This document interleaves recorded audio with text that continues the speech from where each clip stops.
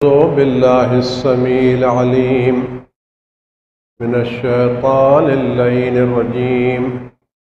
بسم الله الرحمن الرحيم. الحمد لله الذي لا يبلغ مدحته القائلون. الطاهر الدر الفاخر العلم الظاهر المنصور المؤيد الرسول المسدد سيدنا ونبينا أبي القاسم محمد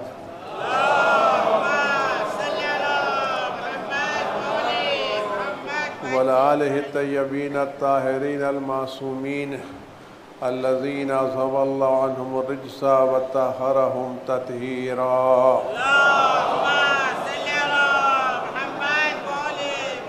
سيما على بقية الله في العالمين وخاتم أئمة المعصومين الكهف الحسين وغياث المستر المستكين ملجأ الهاربين وعصمة المعتصمين أرواحنا وأرواح العالمين على تراب مقدمه فداه عجل الله تعالى فرجه الشريف واللعنة الدائمة الباقية على أعدائهم أجمعين. أما بعد يا عباد الله أوصيكم ونفسي بتقوى الله ألا وإن الدنيا قد أدبرت وعاضنت ببداع وأن الآخرة أقبلت وأشرفت باطلاع ألا وإن اليوم المزمار وغدا السباق السبقة الجنة والغاية النار أفلا طائب من خطيته قبل منيته العامل لنفسه قبل يوم بوسه. عزیزان گرامی، نجف اور قم کی روایتوں کے مطابق کل 25 شوال ہمارے رئیس مذہب حضرت امام جعفر صادق صلوات اللہ سلام علیہ کا روز شہادت تھا اور ہم انہی کے نام سے جعفری مشہور ہیں. اس سلسلے میں کچھ اہم باتیں جو آپ کی خدمتوں میں پہنچانے کا شرف حاصل کرنا چاہتا ہوں اور گزارش کروں ان باتوں کو غور سے سماعت فرمائیں اور پھر اپنی ہدایت پر اور اہل بیت کے درس سے وابستہ ہونے پر ہزاروں سجدہ شکر ادا کریں. خدا نے آپ کو کیا بڑی نعمت دی ہے. پیغمبر اکرم حضرت محمد مصطفیٰ صلی اللہ علیہ وسلم کی روایت ہے جس کو تمام مسلمانوں نے نقل کیا ہے اور یہ روایت صحیح السند اور معتبر روایت ہے. اس کو کوئی بھی مسلمان رد نہیں کر سکتا. وہ روایت پیغمبر اکرم صلی اللہ علیہ وسلم کی روایت یہ ہے: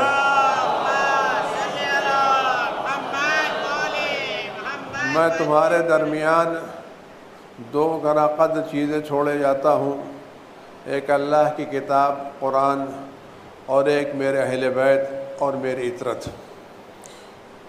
اس روایت کو سب نے نقل کیا. اصل جو روایت کا فقرہ ہے وہ جملہ بڑا اہم ہے: ما ان تمسکتم بہما لن تضلوا بعدی. جب تک تم قرآن سے اور میرے اہل بیت سے متمسک رہو گے اس وقت تک گمراہ نہیں ہوگے. اس جملے کا غور ہے: ما ان تمسکتم بہما، جب تک متمسک رہو گے اس وقت تک تم گمراہ نہیں ہوگے. اور یہ دونوں ایک دوسرے سے جدا نہیں ہوں گے یہاں تک کہ قیامت میں حوض کوثر سے مجھ سے ملاقات کریں. یعنی ہر دور میں قرآن اور اہل بیت کی موجودگی لازم و ضروری ہے. پیغمبر نے ضمانت لی یہ دونوں جدا نہیں ہوں گے، یعنی ہر دور میں قرآن بھی رہے گا اور ہر دور میں اہل بیت طہارت میں رہیں گے. تو ہر دور میں ہر انسان جو چاہتا ہے کہ گمراہ نہ ہو اس کا واحد راستہ ہے کہ اہل بیت اور قرآن سے متمسک رہے. یہ حدیث پیغمبر ہے، میرے گھر کی بات نہیں ہے، سب نے نقل کیا ہے. خود پیغمبر فرماتے ہیں کہ حدیث نقل کرنے والے زیادہ ہیں اور حدیث کے سمجھنے والے اور اس کی گہرائیوں تک پہنچنے والے کم ہیں۔ میں اس حدیث کے تعلق سے ہر ایک سے یہ سوال کرنا چاہتا ہوں کہ آپ نے حدیث اپنی کتابوں میں نقل کی ہے، ذرا کبھی اس حدیث کے مفہوم پر بھی غور کیا کہ ما ان تمسکتم بہما، جب تک تم ان دونوں سے متمسک رہو گے اس وقت تک گمراہ نہیں ہوگے، اور یہ صبح قیامت تک ایک دوسرے سے جدا نہیں ہوں گے یہاں تک کہ حوض کوثر پر مجھ سے ملاقات نہ کرے۔ یعنی ہر دور میں قرآن بھی موجود ہے اور ہر دور میں اہل بیت بھی موجود ہیں، لہذا ہر دور میں ہدایت کا راستہ اہل بیت سے تمسک ہے۔ نتیجہ کیا نکلا؟ یعنی ہر وہ شخص جو قرآن اور اہل بیت سے متمسک نہیں ہے وہ گمراہ ہے۔ نتیجہ نکلا نا، جب تک تم متمسک رہو گے گمراہ نہیں ہوگے، یعنی اگر تم متمسک نہیں ہوئے تو گمراہ ہو گئے۔ یہ گمراہی ہر ایک میں۔ اس کے بعد پیغمبر اکرم حضرت محمد مصطفیٰ صلی اللہ علیہ وسلم کی روایت ہے، اس روایت کو بھی علماء علیہ السلام نے رکھی، علی مع الحق والحق مع علی، علی حق کے ساتھ ہیں اور حق علی کے ساتھ ہیں، پروردگار ادھر ادھر حق کو موڑتا رہے جدھر جدھر علی جاتے رہیں۔ یعنی خدا نے حق کو علی کے پیچھے پیچھے چلنے کو کہا ہے، علی کو حق کے پیچھے پیچھے چلنے کو نہیں کہا ہے۔ آپ اس طرح کی روایتوں کو دیکھیں اور زندگی میں دیکھیں، اگر پیغمبر نے قرآن و اہل بیت سے متمسک ہونے کو کہا ہے، جو متمسک ہوگا وہ ہدایت یافتہ ہے، اور جو متمسک نہیں ہے وہ ہدایت یافتہ نہیں ہے۔ اس کا مطلب کیا ہے؟ اگر ہماری توحید اہل بیت و قرآن سے لی ہوئی ہے تو ہم ہدایت یافتہ، اور اگر ہماری توحید قرآن اہل بیت سے نہیں لی ہوئی ہے تو ہم گمراہ۔ عقیدہ نبوت ہم نے قرآن اہل بیت سے لیا ہے تو ہم صحیح راستے پر، اور ہم نے عقیدہ نبوت قرآن اہل بیت سے نہیں لیا تو ہم گمراہ۔ عقیدہ قیامت اگر ہم نے قرآن اہل بیت سے لیا تو ہم ہدایت یافتہ، نہیں لیا تو ہدایت یافتہ نہیں۔ آگے بڑھیے۔ نماز اللہ کا حکم یہ نہیں ہے، وہی نماز اللہ کی بارگاہ میں قبول ہوگی جو اللہ نے نازل کی ہے۔ اگر ہم نے اپنی نماز قرآن اہل بیت سے لی تو ہم ہدایت یافتہ، اگر ہم نے قرآن اہل بیت سے نہیں لیا۔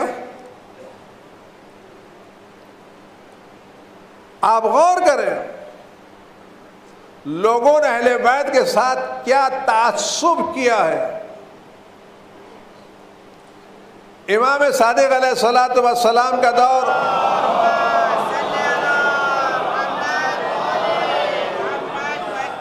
سن 83 سے لے کر کے 139 تک ہے۔ یہ سنوں میں سب سے پہلی حدیث کی کتاب اہل سنت میں موطا ابن مالک ہے، مالک بن انس کی کتاب ہے۔ ان کی پوری کتاب میں شاید ہی کوئی حدیث آپ کو امام صادق سے ملے۔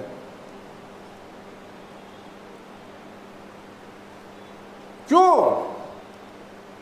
اہل پیغمبر فرما رہے ہیں ان سے متمسک ہو۔ ہم اپنی کتابوں میں ہر ایک کی حدیثیں نقل کر رہے ہیں اور امام صادق کی حدیثیں نقل نہیں کر رہے ہیں، اور جب کوئی پوچھتا ہے کیوں نقل نہیں کی، کہ میرے دل میں امام صادق کے تعلق سے کچھ باتیں پائی جاتی ہیں۔ تو آپ وہ بتائیں جو شخص اپنے دل میں اہل بیت کے تعلق سے کچھ رکھتا ہو اس کا انجام کیا ہوگا؟ کچھ تو تھا جس کی بنا پر سب سے حدیثیں نقل ہوئی، اور امام صادق علیہ السلام حدیثیں نقل نہیں ہوئی۔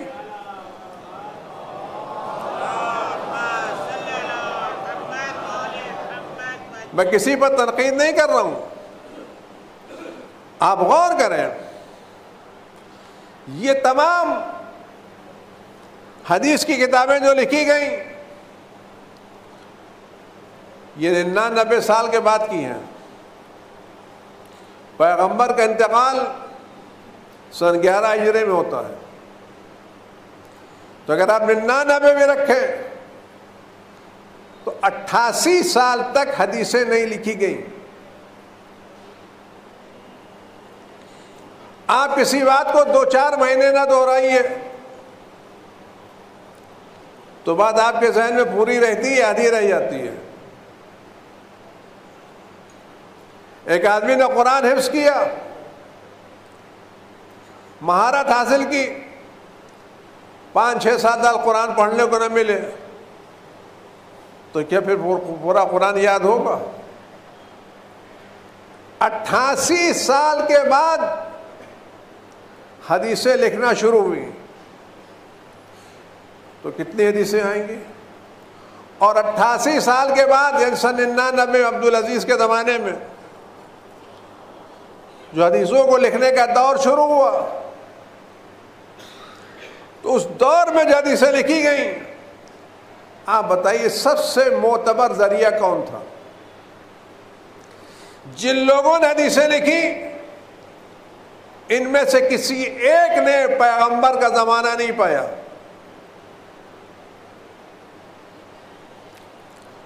مالک سن 93 ہجری میں پیدا ہوئے، بخاری 194 میں، مسلم 204 میں، اس کے بعد ابو داؤد اور اس کے بعد ترمذی اور اس کے بعد نسائی۔ ان میں سے کوئی ایک بھی پیغمبر کے زمانے میں موجود نہیں تھا، اور کسی کا سلسلہ نسب پیغمبر سے نہیں ملتا۔ اہل بیت کون تھے؟ امام صادق علیہ السلام نے امام باقر علیہ السلام کو دیکھا،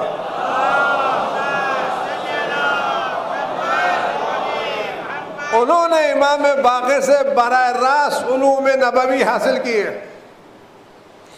امام باقر علیہ السلام نے امام زین العابدین علیہ السلام کو دیکھا،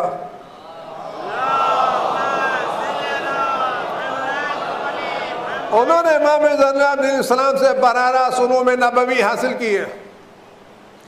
امام زین العابدین علیہ السلام نے حسین ابن علی کو دیکھا، امام حسین نے اپنے بھائی حسن کو دیکھا،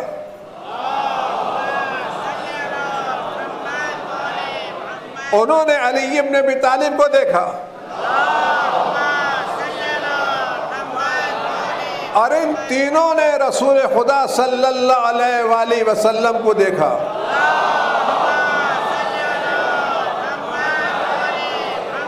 ان کو رسول اللہ نے اپنا علم عطا کیا، ان کے دہن میں اپنی زبان دی، ان کو علوم الہی سے آشنا کیا۔ تو آپ یہ بتائیے کہ سلسلہ مکمل کہاں ہے اور ٹوٹا ہوا کہاں ہے؟ جو لوگ رسول اللہ کو دیکھ کے حدیث بیان کر رہے ہیں وہ معتبر، یا جنہوں نے رسول اللہ کو نہیں دیکھا وہ معتبر؟ کون معتبر؟ تو جو گھرانہ یہ کہتا ہے کہ میری حدیث میرے جد کی حدیث رسول اللہ کی، رسول اللہ کی حدیث جبریل کی، جبریل کی حدیث اللہ کی، تو جن کا سلسلہ اللہ سے ملا ہوا ہے اگر ہم ان کو چھوڑ کے دوسروں کے دروازے پر جائیں تو ہدایت یافتہ ہیں؟ یا آیت اللہ العظمیٰ آغا بجدی رحمت اللہ علیہ بڑے شان کے مرجع گزرے ہیں، انہوں نے یہ بات کہی ہے اگر مسلمانوں نے اہل بیت کو نبی کے بعد خلیفہ بلا فضل نہیں مانا تو کم از کم اپنی نمازوں میں اہل بیت کی تاثیر تو کرتے۔ نمازوں میں کیا رکھا تھا؟ روزوں میں کیا رکھا تھا؟ کیوں تمسک نہیں کیا؟ اور غور کریں اس کے بعد یہ کتابیں لکھی گئیں 100 کے بعد. اب آپ غور کریں، مالک پیدا ہوئے کا انتقال 179 میں، احمد ابن حنبل 241 میں، محمد بن ابراہیم ادریس شافعی 204 میں، ابو حنیفہ 150 ہجری میں. اگر آپ ان چیزوں کو دیکھیں تو میں سوال یہ کہ جس وقت یہ حدیثیں فتوے دے رہے تھے اس وقت تو حدیث کی کتابیں موجود نہیں تھیں. کیسے فتویٰ دے رہے تھے؟ اور مزے کی بات یہ ہے، واقعاً آپ غور کریں، آپ علماء اہل سنت کی کتابیں اٹھا کے دیکھیں، ہر ایک ہمارے اماموں کی تعریفیں کرتا نظر آئے گا. ابو حنیفہ کا قول ہے میں نے جعفر ابن محمد صادق سے بڑھ کر کے کوئی فقیہ نہیں دیکھا.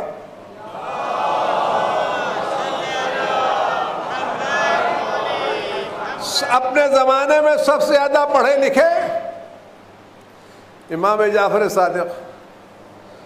جب آپ اعتراف کریں امام صادق سب سے زیادہ پڑھے لکھے ہیں تو ان کی موجودگی میں آپ کو فتوے کی دکان کھولنے کی کیا ضرورت تھی؟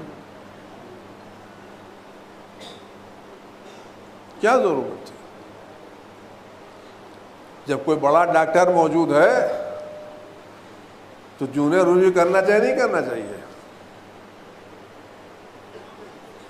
کیوں اہل بیت کی موجودگی میں یہ کام کیا گیا؟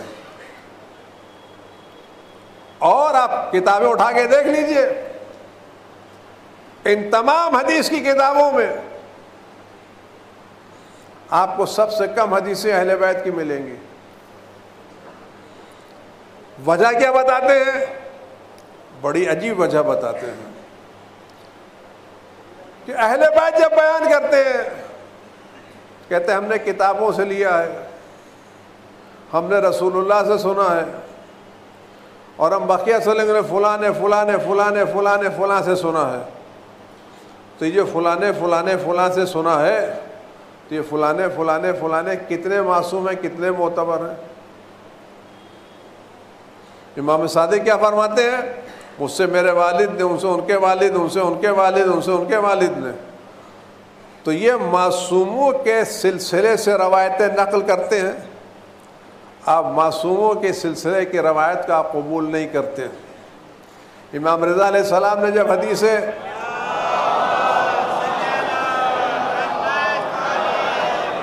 اس سے بیان فرمائے تو کیا کہا؟ مجھ سے میرے والد نے، ان سے ان کے والد نے، ان سے ان کے والد نے، ان سے ان کے والد نے، ان سے ان کے والد، رسول اللہ نے، رسول اللہ، جبریل نے، لوح سے قلم نے.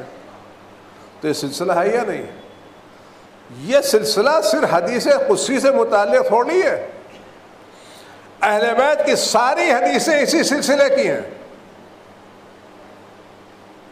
ساری حدیثیں جو وہ سلسلے جو عصمت کے سلسلے ہیں وہ سلسلے کیوں چھوڑ دیے گئے؟ اور اگر یہ روایت کتابوں میں موجود ہے، علی حق کے ساتھ ہے اور حق علی کے ساتھ ہے، تو صحیح نماز کون سی ہے؟ اگر علی حق کے ساتھ ہے تو علی کی نماز حق ہے یا نہیں؟ علی کا روزہ حق ہے یا نہیں؟ علی جب نماز پڑھتے تھے تو بسم اللہ کہتے تھے یا نہیں کہتے تھے؟ علی جب نماز پڑھتے تھے تو سورہ نحل کے بعد دوسرا پورا سورہ پڑھتے تھے نہیں پڑھتے تھے؟ تو اگر علی علیہ السلام سورہ پڑھتے تھے، بسم اللہ کہتے تھے، تو حق تو وہی ہے نا. اور کچھ نہیں مانا تھا تو کب علی کو چوتھا ہی سمجھ کر کے اپنے چوتھے کی اتباع کر لے ہوتے؟ جیسے بقیہ لوگوں کی باتیں مانی بھی آپ تراویح پڑھ رہے ہیں، کیوں پڑھ رہے ہیں؟ ہمارے بزرگوں نے پڑھی ہے. تو اگر ان کی سنت پر عمل ہو سکتا ہے تو رسول کے جانشین جس کے بارے میں رسول اللہ نے ضمانت دی ان کی سنت پر عمل کیوں نہیں ہوتا؟ اگر آپ کسی کی سنت پر پڑھ کے تراویح پڑھ سکتے ہیں تو علی کی سنت پر عمل کر کے ہر سورے میں بسم اللہ تو کہیے. یہ بغیر بسم اللہ کے کیوں سورہ پڑھ رہے ہیں؟ سورہ حج کے بعد آدھی نماز کیوں پڑھ رہے ہیں؟ آپ غور کریں. اور اہل بیت کا علم کیا ہے؟ اور یہ بات دیکھ لیں، اہل بیت کے پاس جو ہے وہ کسی کے پاس نہیں ہے. کیوں؟ اہل بیت کا سارا سلسلہ عصمتوں کا سلسلہ ہے. ایک جگہ بھی آپ کو غلطی نہیں ملے گی، ایک لفظ آپ کو الگ نہیں ملے گا. لیکن ان کو چھوڑ دیا لوگوں نے. فقہ جعفری عمل نہیں ہے، جبکہ یہی فقہ وہ ہے جس سے قرآن نے اہل پیغام نے فرمایا تمسک کرو. تو آپ شکر ادا کریں، شکر خدا ادا کریں کہ آپ نے آپ کو اللہ نے آپ کو اہل بیت کے در سے وابستہ کیا ہے. آپ کو اس گھرانے میں پیدا کیا ہے جو گھرانہ اہل بیت کا چاہنے والا ہے. ان لوگوں سے وابستہ کیا ہے جو لوگ اہل بیت سے وابستہ ہیں. تو ان چیزوں پر فخر کریں. اور آپ دیکھیں امام صادق نے کیا کیا. آپ کتابیں اٹھا کے پڑھیں، چیزیں اٹھا کے دیکھیں یہ کہاں سے آئیں. اس لیے آج ہمارے فقہ دوسری فقہ سے مختلف ہے. اور یہ بھی آپ دیکھ لیں کہ جتنے بھی فقہ پر اعتراضات ہیں یہ اعتراض فقہ جعفری پر نہیں ہے، دوسروں کی فقہ پر. اگر طلاق کے مسئلے پر مسئلہ ہے تو کون سا مسئلہ ہے؟ فقہ جعفری کا مسئلہ ہے یا دوسری فقہ کا؟ اگر فقہ جعفری پر عمل ہوتا تو کبھی گورنمنٹ کو قانون بنانے کی ضرورت ہی نہیں پڑتی، کیونکہ ہم 3 طلاق کے قائل ہی نہیں ہیں. آپ نے اہل بیت سے ہٹ کر کے قانون بنایا، دوسرے قانون کا آپ کو سامنا کرنا پڑا. آپ دوسری چیزوں میں چلے جائیں. اہل بیت کی فقہ خدا کی فقہ ہے. اہل بیت کی فقہ رسول خدا کی فقہ ہے. اہل بیت کی فقہ پر عمل کرنا نجات کا سبب ہے. آپ نہیں مانتے علی کو بلا فضل خلیفہ، نہ مانیے، لیکن کم از کم علی کی طرح سے نماز تو پڑھیے، اہل بیت طرح سے نماز تو پڑھیے، روزہ تو رکھیے، بچوں کی تربیت تو کیجیے. یہ کیا ہے؟ اس سے پتہ چلتا ہے کہ لوگوں کے دل میں اہل بیت کے تعلق سے ہر تعصبات کیا کیا ہیں. اور میں آپ سے کیا عرض کروں کہ حالات اتنے ہیں، تعصب یہاں تک ہے کہ ان حدیث کی کتابوں میں ان لوگوں کی روایتیں موجود ہیں جن لوگوں نے ابن ملجم کی شان میں قصیدے کہے ہیں، اور امام صادق سے روایتیں موجود نہیں ہیں.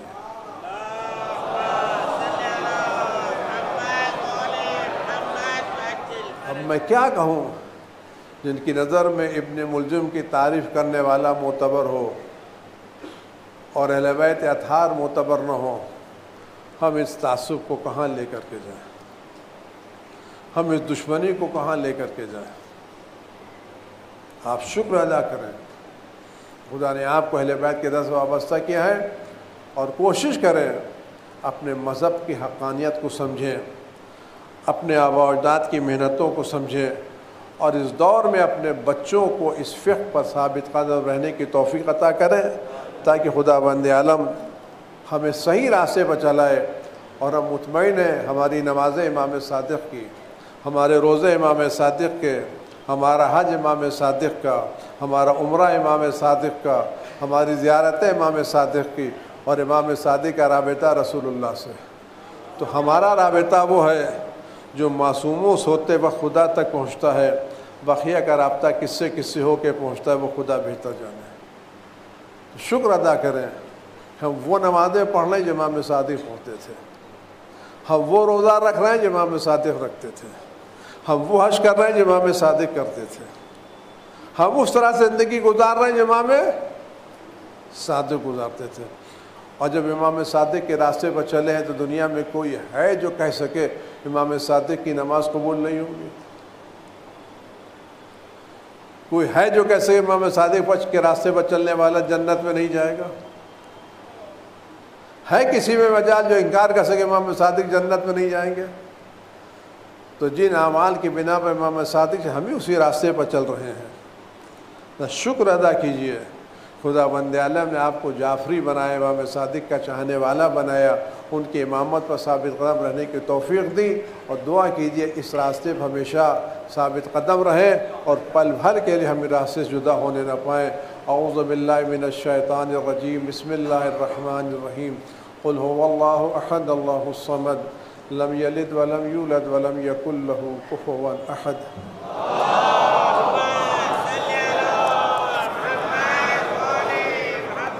محمد مصطفیٰ صلی اللہ علیہ وسلم۔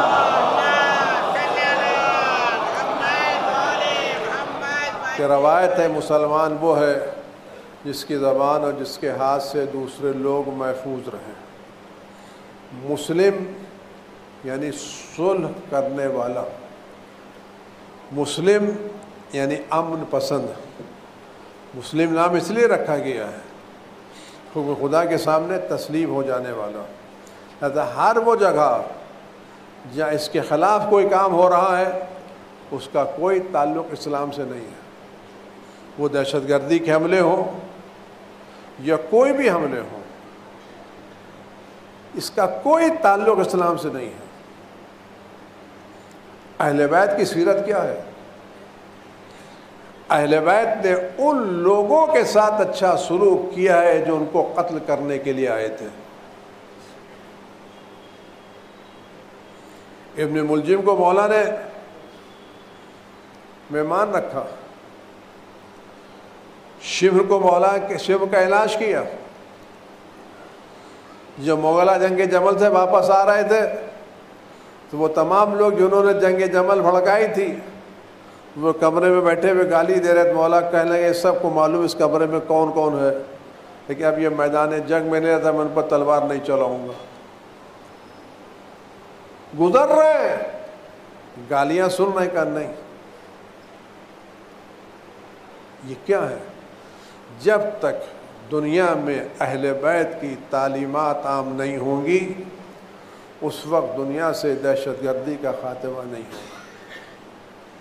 ہم ہر طرح کے حملے کے، کسی کو مارا جائے، کچھ بھی کیا جائے، اس کا کوئی تعلق اسلام سے نہیں ہے، اور جو لوگ کسی بے گناہ کو ماریں گے وہ دنیا میں شاید بچ جائیں اور شاید مصلحتیں ان کو بچا لے جائیں، لیکن قیامت میں بچنے والے نہیں ہیں۔ قیامت میں خدا کی عدالت ہے، اور خدا کی عدالت میں پارٹی بازی نہیں ہے، سفارش نہیں ہے، دھوکہ دھڑی نہیں ہے، اپنے کو بچانے کی کوشش نہیں ہے۔ جو میدان قیامت میں جرم لے کے آئے گا فَمَن يَعْمَلْ مِثْقَالَ ذَرَّةٍ خَيْرًا يَرَهُ وَمَن يَعْمَلْ مِثْقَالَ ذَرَّةٍ شَرًّا يَرَهُ۔ سب کو دیکھنا پڑے گا، وہ کوئی بچانے والا نہیں ہوگا۔ کچھ بھی ہم کوشش کریں کہ ہم اس طرح کے حملوں سے دور رہیں، اور جو لوگ اس طرح کے حملے کر رہے ہیں خدا ان کو نیست و نابود کرے، اور ان لوگوں کو بھی نیست و نابود کرے جو اس طرح کے لوگوں کی تربیت کر رہے ہیں، ان لوگوں کو سپورٹ کر رہے ہیں، ان کے مزاج میں دشمنی بھر رہے ہیں۔ یہ بچے صحیح پیدا ہوئے تھے، ان کی غلط تربیت نے یہاں تک پہنچایا ہے۔ وہ تمام طاقتیں جو کسی بھی شکل و صورت میں اس طرح کی فکر کو کہیں بھی پروان چڑھا رہی ہیں خدا ان سب کو نیست و نابود کرے، اور ان کے تمام پروگراموں کو نیست و نابود کرے، اور ان لوگوں کو توفیق دے جو اپنے بچوں کی اچھی تربیت کریں، اور اچھے بچوں کو اسلام ایسا مسلمان بنائیں کہ اسلام فخر کے سبب بنے۔ پیغمبر امام فرماتے ہیں دیکھو ہمارے لیے زینت کا سبب بنو، ذلت کا سبب نہ بنو۔ ایسی تربیت کریں کہ ہم اسلام کی عزت کا سبب بنے، اسلام کی ذلت کا سبب نہ بنے، اور یہ کام ہمیں اپنے بچوں کے لیے کرنا پڑے گا۔ اور اپنے بچوں کی آپ تربیت کریں اور ان کو یہاں سے دور ہو، سلامت رکھے، خوش رکھے، آباد رکھے، اہل بیت کے دین پر ثابت قدم رہنے کی آپ کو توفیقات عنایت فرمائے۔ اعوذ باللہ من الشیطان الرجیم، بسم اللہ الرحمن الرحیم، ان اللہ وملائکتہ یصلون علی النبی یا ایھا الذین آمنوا صلوا علیہ وسلموا تسلیما۔